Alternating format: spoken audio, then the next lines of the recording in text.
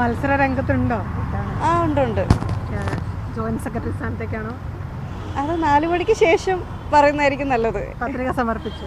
സമർപ്പിച്ചു. Joint secretary സ്ഥാനത്തേക്കാണോ മത്സരിക്കുന്നത്?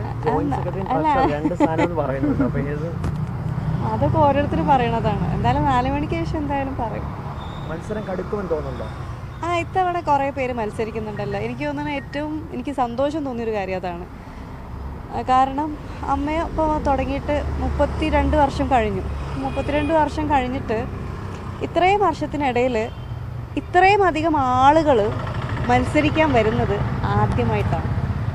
അപ്പോൾ തന്നെ നമുക്ക് അവർക്കുണ്ടായിട്ടുള്ള ഒരു പോസിറ്റിവിറ്റി എന്താണെന്ന് മനസ്സിലാക്കാൻ പറ്റും.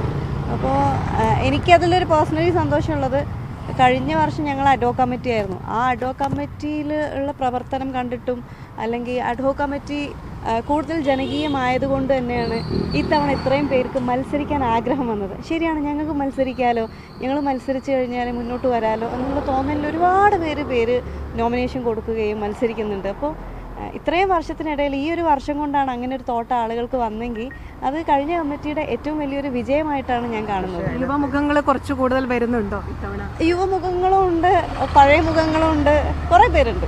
ആരോഗ്യകരമായി തന്നെ കാണുന്നു അല്ലേ? പിന്നെ തീർച്ചയായിട്ടും ആരോപണ വിധേയരായിട്ട് ആരും ഉണ്ടാവരുത്, സംഘടന വല്ലാണ്ട് ബാധിച്ചിട്ടുണ്ടായിരുന്നു, അതിന് അങ്ങനെ പാടില്ല എന്ന് ആസിഫലിയുടെ ഒരു പ്രതികരണം ഉണ്ടായിരുന്നു. അപ്പോൾ അതിനകത്ത് എന്താണ് അഭിപ്രായം? നമ്മുടെ നാട്ടിൽ ജനാധിപത്യ രാഷ്ട്രമാണ്. നമുക്ക് ആരോപണ വിധേയരായിട്ടുള്ള ഒരുപാട് മന്ത്രിമാരുണ്ട് അല്ലേ? അപ്പോൾ നമ്മുടെ നാട്ടിൽ അവർക്ക് മത്സരിക്കാമെങ്കിൽ ആർക്കും മത്സരിക്കാം അല്ലേ? ഒരു സംഘടനയേക്കാൾ വലുതാണ് ഒരു രാഷ്ട്രം എന്ന് വിശ്വസിക്കുന്ന ആളാണ് ഞാൻ. നിങ്ങൾക്ക് എല്ലാവർക്കും അറിയാം തന്നെയാണ് സത്യം എന്ന്.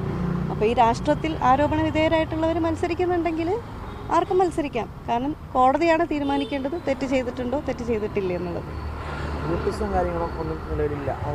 അങ്ങനെ പാനലോ ഗ്രൂപ്പോ അങ്ങനെ ഒന്നുമില്ല. ഇപ്രാവശ്യം ഞാൻ പറഞ്ഞു ഇത്രയും പേര് അവരുടെ സ്വന്തം ഇഷ്ടപ്രകാരം മത്സരിക്കുകയാണ്. നല്ല കാര്യമായിട്ട് എനിക്ക് തോന്നുന്നു. എനിക്ക് ഭയങ്കര സന്തോഷമുണ്ട് അതിൽ. പ്രസിഡന്റ് സ്ഥാനത്തേക്ക് മോഹൻലാൽ ഉണ്ടാവില്ല. അപ്പോൾ ജഗദീഷ് ഏട്ടനും ശ്വേതാ മേനോനും രണ്ടുപേരും മത്സര രംഗത്തുണ്ട്. എങ്ങനെയാണ് അതിനെ കാണുന്നത്? ഒരു മത്സരം പ്രസിഡന്റ് സ്ഥാനത്ത് അല്ല, ആരോഗ്യകരമായിട്ടുള്ളൊരു മത്സരമാണ്. അപ്പോൾ ലാലേട്ടൻ ലാസ്റ്റ് ജനറൽ ബോഡിയിൽ പറഞ്ഞൊരു കാര്യം എന്താണ്, ആര് വേണമെങ്കിലും മത്സരിക്കൂ, അങ്ങനെ സ്ത്രീ എന്നോ പുരുഷനെന്നോ അങ്ങനെ ബയസ്ഡ് ആവാതിരിക്കുക, എല്ലാവരും മത്സരിക്കുക, ആഗ്രഹമുള്ളവരൊക്കെ മത്സരിക്കുക എന്ന് പറഞ്ഞിട്ടാണ് ലാലേട്ടൻ പടി ഇറങ്ങിയത്. അതായത് പ്രസിഡന്റ് സ്ഥാനത്ത് നിന്നിട്ടോ. അമ്മയിൽ ഇപ്പോഴും ലാലേട്ടനുണ്ട്. പുതിയ ഒരുപാട് ആളുകൾ വരുന്നതിൽ ഏറ്റവും കൂടുതൽ സന്തോഷിക്കുന്നത് അവരൊക്കെ തന്നെയാണ്.